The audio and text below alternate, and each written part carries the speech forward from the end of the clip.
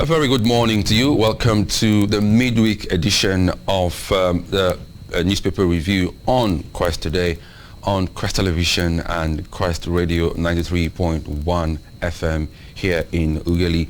My name is Alex Obunnaya, and I have here with me Comrade Efe Odomo. Good morning, Comrade. Good morning. Happy midweek. Yes, indeed. Happy midweek to you too.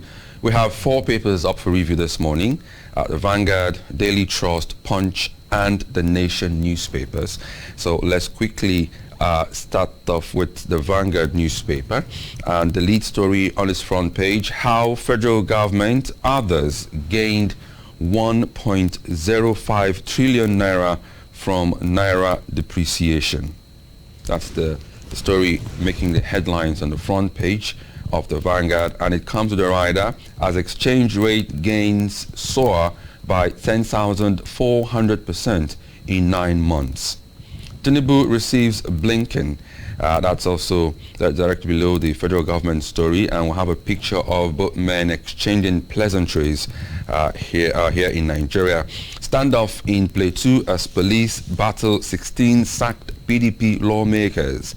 This is one story that we are keeping our eyes on because we know a lot will be unfolding on that in the coming days, weeks, or probably months.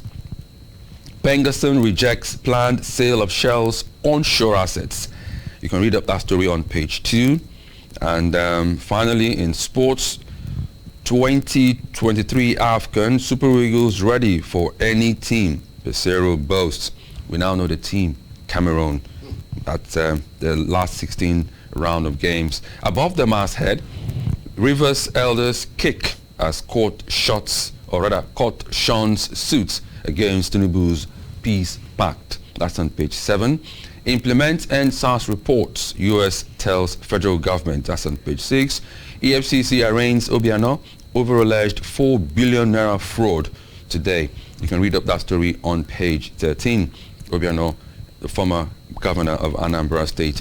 $20 billion Dangote refinery and marketers propose payment in naira. That's on page 23. What will be the implications? Comrade Romo will throw more light on that for us. Okay, Daily Trust is up next now. And we're starting with Plateau State. 8 killed as fresh violence erupts in Plateau State. Mosques, churches, houses burnt. 24-hour curfew imposed in Mangu LGA with deployed troops, military. The full story is on page 4 of the Daily Trust. Directly below the masthead of the Daily Trust, security agents arrest Fulani leader Bodejo. Tinubu receives Blinken, seeks U.S. support for G20 membership. Police arrest gun runner with ammunition in Kaduna. You can read up that story on page 32. Sacked PDP lawmakers stormed Plateau Assembly. APC members stay away. Okay, and still on the front page, bandits kill man, kidnap 16 family members in Niger State. That's on page 16. The whole family, I guess. Despite receiving 1.88 trillion naira in 2 years, 9 oil-producing states' debts skyrocket. That's on page 19. Patients groan amid health workers' strike in FCT. That's on page 16. And then we'll have pictures on the front page of Daily Trust of victims of the Plateau violence. I think receiving treatment even on bare floors. I guess the medical facilities there have been probably overburdened. Okay, let's turn our attention now to Punch newspaper. Kano, 9 others, Mule death sentence, life jail. That's a kidnapping epidemic. Kano, 9 others, Mule death sentence, life jail. Kano, Benue, Anambra, others committed to death sentence for convicts. IG orders intelligence gathering on abductors, kidnappers, landlords risk 20-year jail. Kidnappers, landlords. Okay, Cameron Doma, I'll expect you to comment on that as well. Yes. Blinken meets Tinubu, pledges $45 million security fund for Nigeria and others. INEC meets security agencies over February 3 by-elections. 2 arrested over man's death after hotel sex romp. Okay, and 4 billion naira theft. EFCC arraigns Obiano today. Aid defends ex-governor. Okay, let's finally look at this one now. The Nation is our last paper of review. Tiers of government share 1.1 trillion naira from Federation account revenue. And again, we have a Blinken story. U.S. seeks removal of barriers to investment. Blinken lauds Tinubu's economic policies. Nigeria offers compelling opportunities for investors. We removed Ogun Speaker because of arrogance, fund misapplication. You can read up that story on page 29. The Speaker of Ogun State House of Assembly was impeached yesterday, so you now know the reason. Storm in Plateau House of Assembly. Speaker stops ex-lawmakers. And let's see if we can just sneak in this last one. President promises development of Niger Delta at meeting with monarchs. That's on page 4. And of course, with that, we wrap up the review of the papers now. But let's, at this point, bring in Comrade Efe Odomo to help us make sense out of some of these stories. Let's start off with, there was one that really caught my fancy here now. The lead story on the front page of Punch newspaper. 9 states are considering whether to implement the death sentence or probably life jail for kidnappers. And then there's this one too. The writer says 20-year jail for any man who harbors a kid, or maybe a landlord of a kidnapper, not necessarily harboring. A landlord of a kidnapper will go to jail for 20 years. What if the man does not know that his tenant is a kidnapper? That is the implication of some of these laws that we make without actually looking at the futuristic effect of it. My next door neighbor, where I live now, some few years back, there were 2 handsome boys. You see those boys, they're too handsome. They go out in the morning to do business, they come back in the evening. In fact, they were living normally. But one that just came back from work, even though I was still at work when my wife called me that, do you know what happened? I said, no. He said, those 2 guys living in the next compound, that law enforcement agents came to arrest them and that they were kidnappers. Nobody in the whole area knew anything like that about those boys. You can't trace any criminal activities onto them. So you now jail that type of landlord. It's an injustice. You can though you have to fill a form actually before you get a house. But is it not the information you disclose that people will work on? If I was in this organization and I'm doing some other things behind, will anybody know about it? I think that law is not too good enough, unless of course they're able to prove that the landlord is aware about it. Then the states that are talking about life jail and death penalty. Sentence, yeah. I think it is good. Let us see if it will help reduce this horrific rise in kidnapping, because there is no day we wake up that we don't hear cases of a whole family kidnapped and a whole bus in transit kidnapped, and most of them don't even come back. So what if you think that killing of these people is good, then also let the kidnappers also face that road. Okay. But again, too, it should be done with decorum, not that you just say anybody and you say accuse him of an offense and you're taking that person to the gallows. Okay, let me ask you this question before we take the phone line, phone calls now. We hear that I think this is from the front page of the Vanguard newspaper. Marketers propose payment of Dangote products in Nigerian currency, the naira. What is the implication to the economy? Yes, it will boost the economy definitely, because in that case we're not having naira to trade with within our territories. Because if they have to start paying in dollars again, you have to now convert your own money to dollar. And in that case, there will be too much naira to chase the few dollars that is available, and it will lead to inflation. So if they have to come up and say, we want to start buying in naira, it's good for the economy. It will shove our capital. And will it affect the price of the product itself? Will it bring it down if it's sold in naira? Yes, it may bring it down, because in that case, you're not adding extra charge for doing due to foreign exchange procurement. So you are buying with what you have. It will bring down the price a little bit. Okay. Okay. I think we can now take calls at this juncture. The numbers have not changed. If you're watching on television, you see the numbers on your screen. And if you're listening via the radio, the numbers are 081-88-888-931. 081-88-888-931 or 08022-931-931. Those are the numbers to call if you want to join in the conversation. Okay, let's go to Plateau State now. 16 sacked lawmakers. This is one story that I'll keep my eyes on because it's just starting, and we're going to see so much more on this. You know, the Supreme Court, unfortunately for these lawmakers. No. Okay, I think we have a call. Hi, good morning to you. Unfortunately for these lawmakers, theirs ended at the appeal court, but the governor went further to the Supreme Court making nonsense of the appeal court. So, which by extension, this guy should have benefited from. So they're now saying their mandate should be restored. The highest level for the lawmakers is the appeal court. Yeah. And appeal court pass judgment against them. Yeah. Now Supreme Court is invalidating that appeal court. I think it's null and void.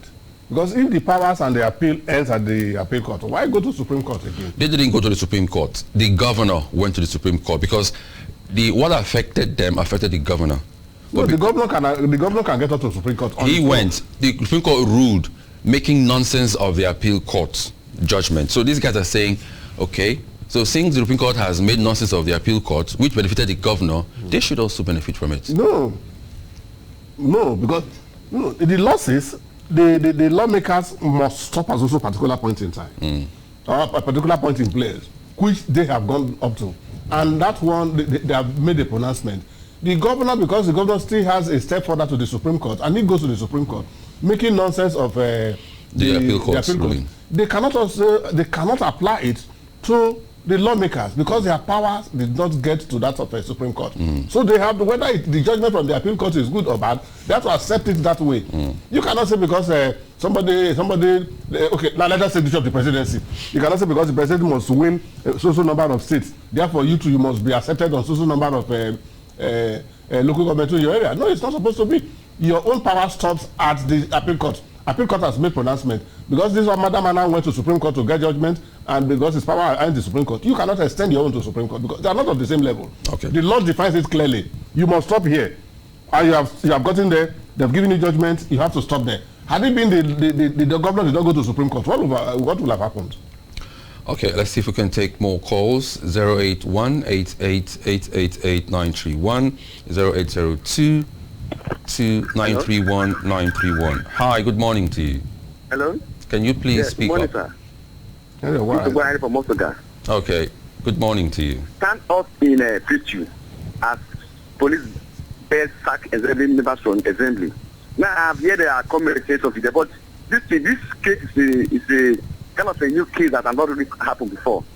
I think they should kind of go back to talking of the necessity. Because the truth is that from what has happened, that is the appeal commit mistake. And this guy cannot lose that because of that. So I think they not supposed to give it to us. They look into it. Then again, kidnapping. Can order more death sentence life prison for victims. Yes, it's a very good point. But at least sometimes when people are kidnapped, people look at the case of the case. That lady was killed. So they should be killed too for Christ's sake. Then finally, River crisis. River Tenant chick has got Sean's suit against Tinubu peace back. Listen, I will applaud the Rivers Elders to let peace reign for Christ's sake. Let's change code maybe first. Let them make peace. Okay, thank you. When you want to say the Rivers Elders should let peace reign, then justice should also be done. You took a case to court and the court is shunning the case and you want peace to reign. How can peace reign when there is no justice? But I think the court said it lacks jurisdiction to handle that case. And why does it lack jurisdiction? They think they're going to appeal. We don't know. I don't know, but that's what the court says. And they're saying they will push the case further to the next level. We'll just wait and see how that unfolds. Okay, hi, good morning to you. Can you please turn down the volume on your radio or television set? Good morning to you. Good morning. Hi, tell us your name. Hello. We can hear you loud and clear. Tell us your name. Okay. I'm Samson. I'm calling from Abraka. Samson from Abraka. Welcome. Yeah, I want to ask about the kidnappers. Now, if they have kidnapped, then they will call the family that they need so amount. Okay, that number the kidnappers are using. They don't have the NIN so that they can track them. That's the question I want to ask. Yeah, thank you. I think this guy said something. I remember very well that many months back, years back, the federal government came up with a policy of linking your NIN with your account, linking your NIN with your phone, and all of that and all of that. This is to enable them track kidnappers. I was discussing this issue with someone just about last week here. Yes, I think I was the person that you were discussing this issue. Okay, cool. And what has happened to all those policies? Because these guys are having a field day. Making a policy is different from having the political will to implement that policy. That is what we lack in Nigeria. Thank you very much, scholar. We just make policies and we don't go back to them again to see how it works. When you are telling us that you cannot trace these people, also even without the NIN or anything you call it or whatever you do, there is somebody that is negotiating on behalf of these people. If you get that person, will the person bring all these people? Forget about NIN now, because I know that those NIN will not work. This issue of kidnapping has become almost a cultural matter in Nigeria, that the more you kidnap, the more recognition you are given. You cannot tell me that these people can be operating. I asked a question yesterday. Okay, you're not the one on the desk yesterday. Yeah. When those Air Force mistakenly, according to them, bombed that area in, was it not in Kaduna? In Kaduna. Yes, and several people were killed.